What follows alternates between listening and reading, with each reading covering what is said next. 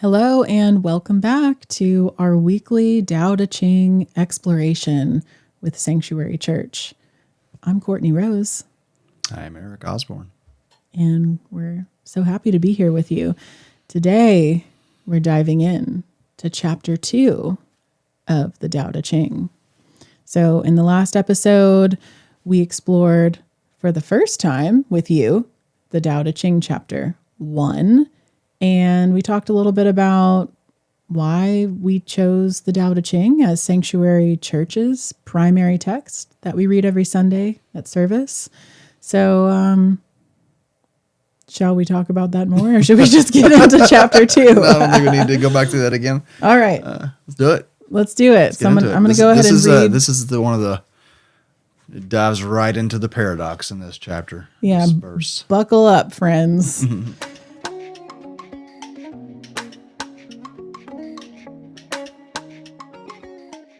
This is the translation by John C. Wu that I am reading right here.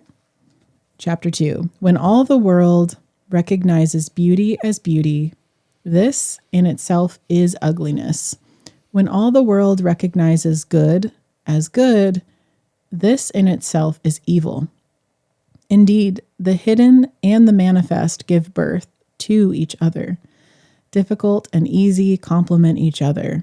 Long and short exhibit each other. High and low set measure to each other. Voice and sound harmonize each other. Back and front follow each other. Therefore, the sage manages his affairs without ado and spreads his teachings without talking. He denies nothing to the teeming things. He rears them but lays no claim to them.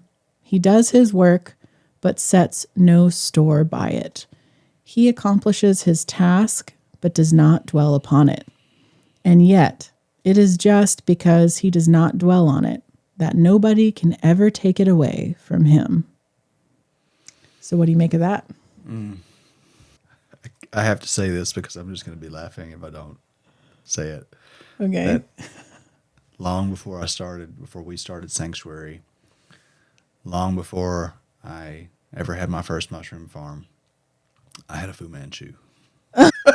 So if anybody needs, can we bring it back? Validation just for this, not for anything else. We've talked about this, and you don't like the Fu Manchu. You only like the idea of the Fu Manchu. I'm talking about like a stick-on, not like a groan from your face. Just for those in of you case that somebody don't wants to know, know, we're married, so I don't.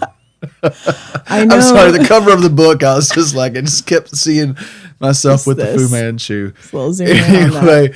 Anyway, so like, it's the opposites, the poles there. Eric without the Fu Manchu, and Eric with the Fu Manchu. As you're reading, what aside from remembering myself with the Fu Manchu, what popped in my head that never has before, as I've explored this particular verse, is the Christian sentiment of love your enemies. Because here's the deal. If we didn't have enemies, we wouldn't know that we're good. We wouldn't know that we're so righteous because we have the enemies to show us how good we are. I'm so good because you're so bad.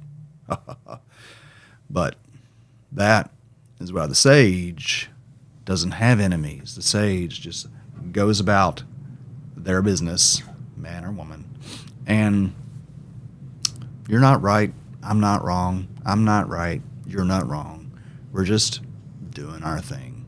And that is why the sage never loses anything, because it is in this grasping for right or wrong that we ultimately end up losing everything.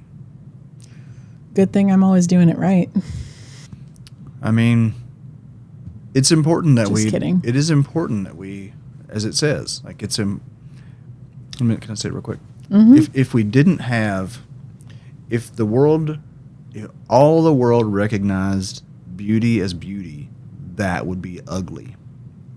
So, like it is important that we make distinctions because it is the distinctions that ultimately create reality. There's a verse in here, one of the chapters in here talks about how the Tao gave birth to, I can't remember if it says the Tao gave birth to one or the Tao gave birth to two. I think it says that the Tao gave birth to the two gave birth to the three, and the three gave birth to the multitude, right? And even in these, I mentioned Federico in the last episode, what is discussed in consciousness and the studies of consciousness is that the only reason consciousness can exist or be aware of itself is because there is a created mirror. There is just one consciousness, but it can only know itself through, like, what's the Kabbalah talks about the prisming of the light, right? And so it is actually important that we distinguish between good and bad, and that different people have different ideas of what is good and what is bad, because that is the will that keeps awareness in motion, constantly exploring itself. Without that, there would be there can't be nothing, right? Because nothing is a thing, but there would be just. Gosh, the paradox is rich with this one. Yeah, because the way it starts out is illustrating that let's be clear that there's a spectrum of experience here.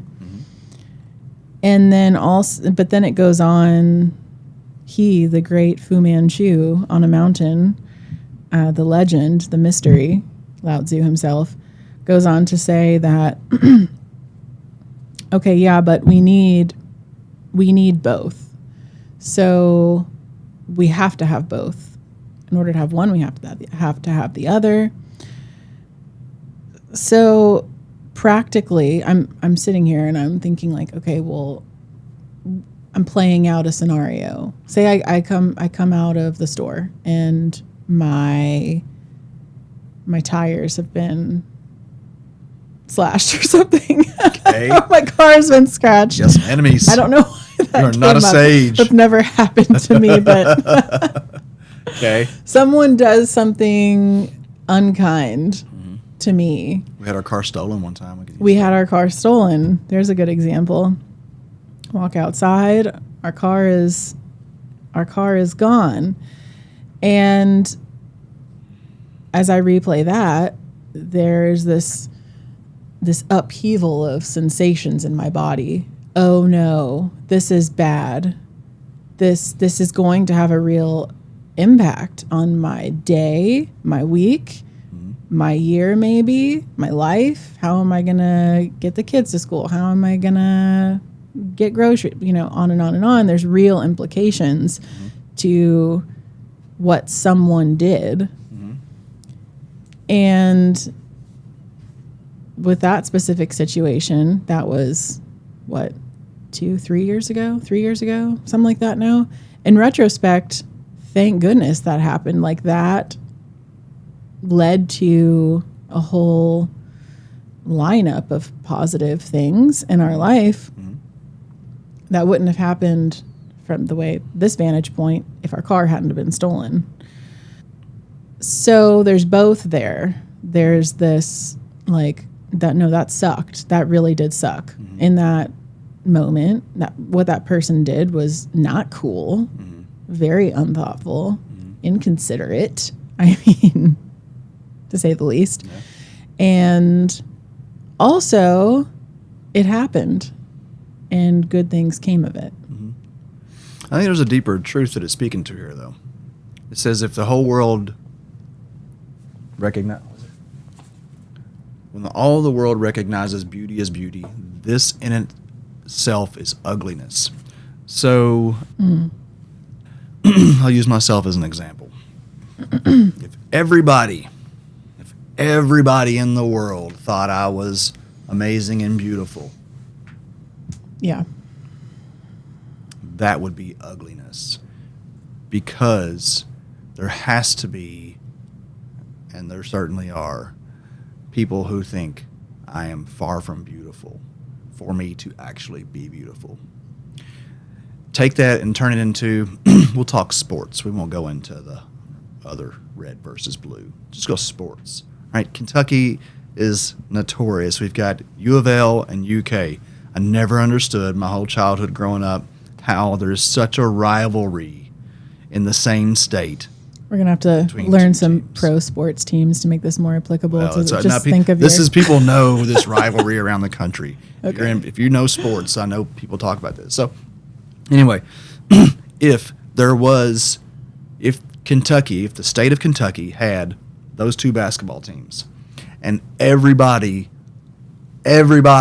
only loved U of L, even the players for Kentucky loved U of L, right? That would be, it'd be horrible. It'd be horrible. We Yeah, have it'd to be no have, fun. not only Take the would it fun be out no of it. fun, it'd just be gross. Like, nobody, as much as we struggle with it, we need polarity in our lives. We need that push and pull in order for us to like wrestle internally with what we really want and what we really love. Mm-hmm. And so it's a horrible thing for something to be loved by everybody. And you kind of see this in culturally. Taylor Swift is a great example, right? Uh-oh. You got Really getting people's emotions going now. That's what I'm saying. Like, you've got all the Don't talk about my so Swift like that. many people that love Taylor Swift so deeply, right? And so then the people that don't love Taylor Swift, they friggin' hate her. They hate her with a passion, right? I didn't know that many people. Polarity. I didn't know anybody existed that didn't like Taylor Swift. I don't really even know her. I'm like the sage. I'm just like over here doing my thing. I just know that there's this thing with Taylor Swift. There's Swifties, supposedly. What? Anyway, Wow. it's just this. You've been It's just reading this. magazines. You see this polarity. So the more everybody loves a certain thing, then the people that don't love that thing are gonna hate them intensely. Does that make sense? That's how I'm interpreting this, anyway. Yeah. It makes a lot of sense. And I'm coming back to an in the moment example. I'm going back to the car thing and applying this. I'm playing this out.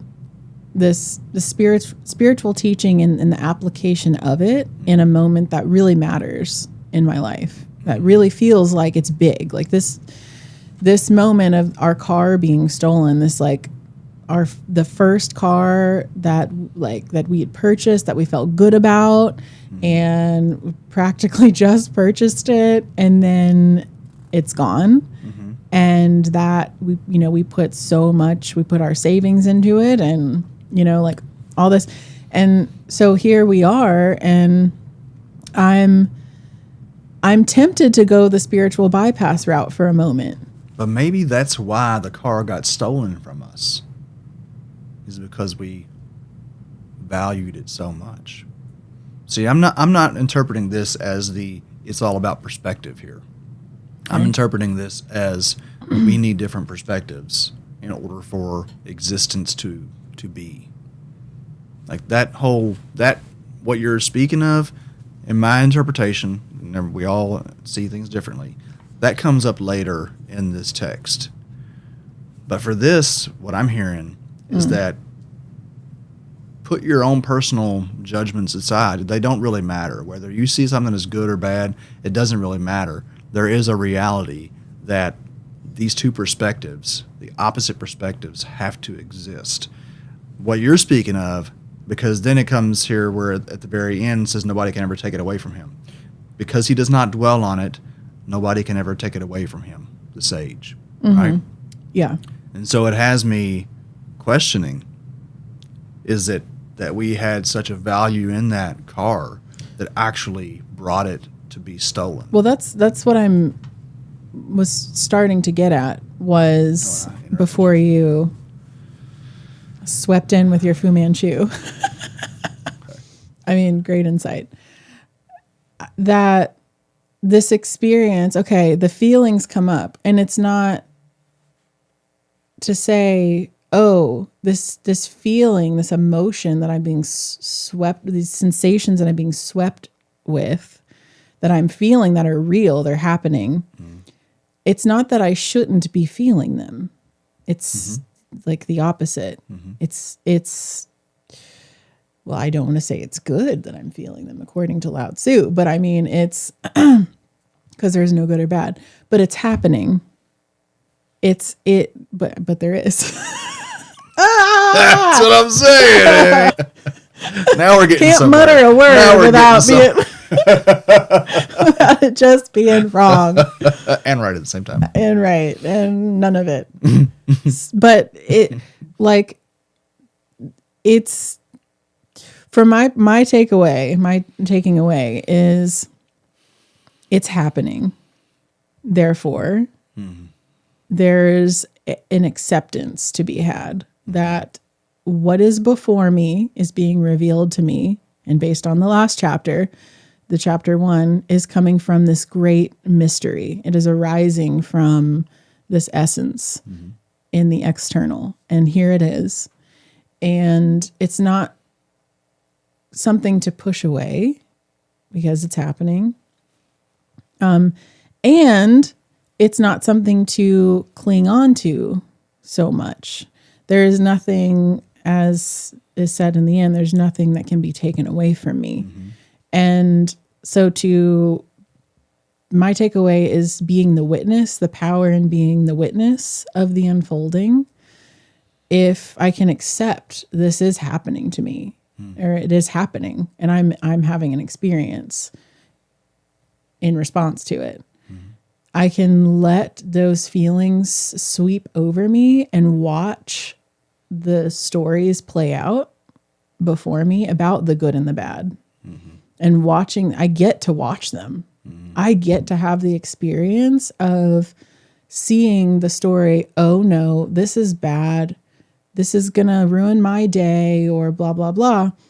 Or maybe I'm excited about it because I know the insurance money's coming. I don't know, whatever it is.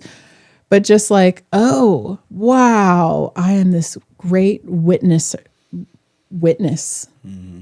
to this unfolding. And therefore, nothing can be taken from me because I am the one that witnesses all of it. Yeah. I mean, I just keep having this visual of like I'll just use the UK U of L fans again, of like the UK fans being like, oh my God, I love the U of L fans because that's how I know I'm right. I love the U of L fans because if it wasn't for them, I wouldn't know my team's the best. And you can extrapolate that into any kind of us versus them you want to. Because it has to be in us to have a them. So, but as soon as one does that, then does that dissipate the thrill of the conflict? Because it seems like then the perception that my team is the best. Isn't that the pause or pleasure though? Starts the same to thing? Dissolve. The Kabbalistic principle of, which is what you were just saying, like whatever's happening, it's like happening for me. I get to have this experience. I get to have this experience. I get to hate that U of L fan. I get to hate those UK fans. Oh, wait. Hold on. All of a sudden, this sensation is transforming. I'm so glad you're over there because I can hate you from over here.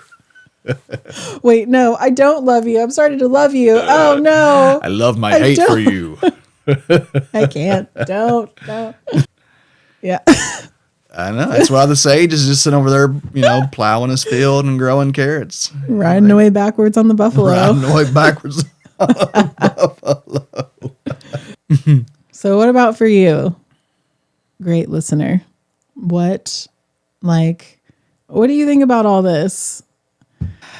Please share with us. I'm curious what level of difficulty, like if people can take this and become aware of this, how hard is it or how easy is it for you to accept that, like, you have to have enemies or you have to have things that you don't like, or like it's such that paradox. It's not even about accepting, like, how do you feel when you start to realize that if it wasn't for your quote unquote enemies, that you wouldn't be who you are. Like it takes the love your enemy into a whole new level for me.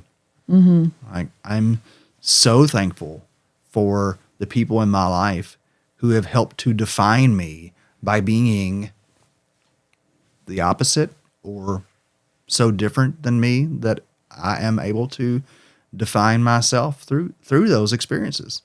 Mm-hmm. Yeah. There is this whole journey we get to go on when we experience conflict and disagreement, opposing viewpoints.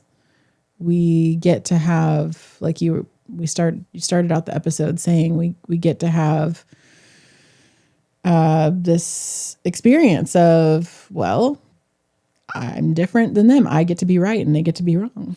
Even myself, like I'm looking now, I can look back and see like that version of me that was wearing the Fu Manchu is a very different version of me. And I'm glad to have experienced that person because now I know myself as the person I am even better because I don't really want a Fu Manchu. I was like trying to get attention.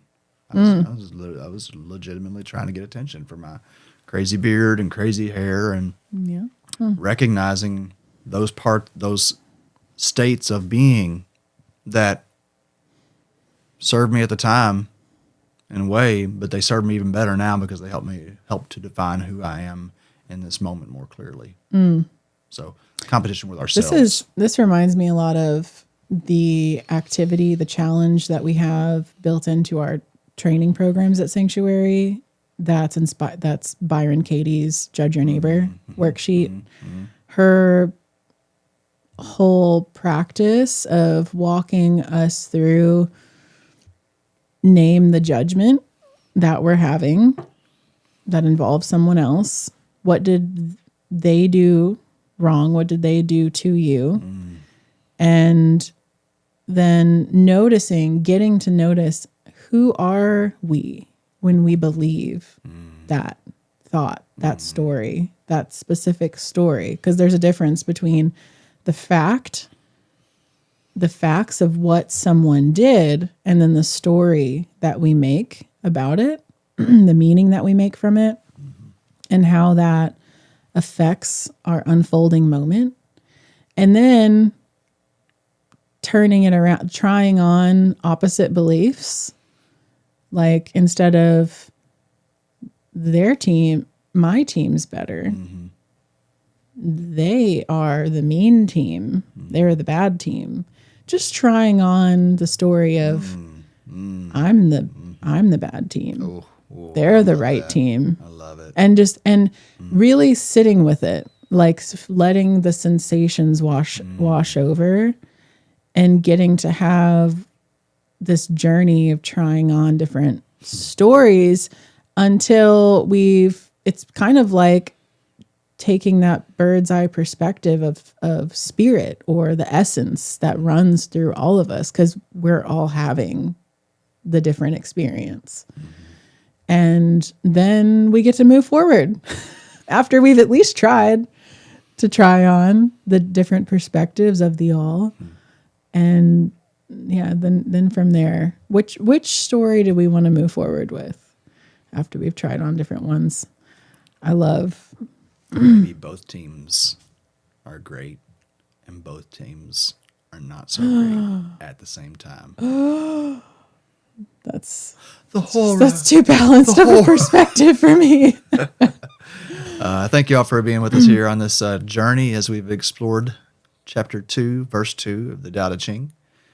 I look forward to our next time together. Yeah. Check out the show notes too. And if you want to get in on this conversation, I mean, you're here till the end, so Might as maybe well you do. say hey. Yeah. Come on into our Sunday service every Sunday for the last 5+ years. We've gathered on Zoom, inviting you in for conversation and reflection on the Tao Te Ching and another rotating text to explore. So come on in. The link is in the show notes. Would love to see you there. See you on the next one.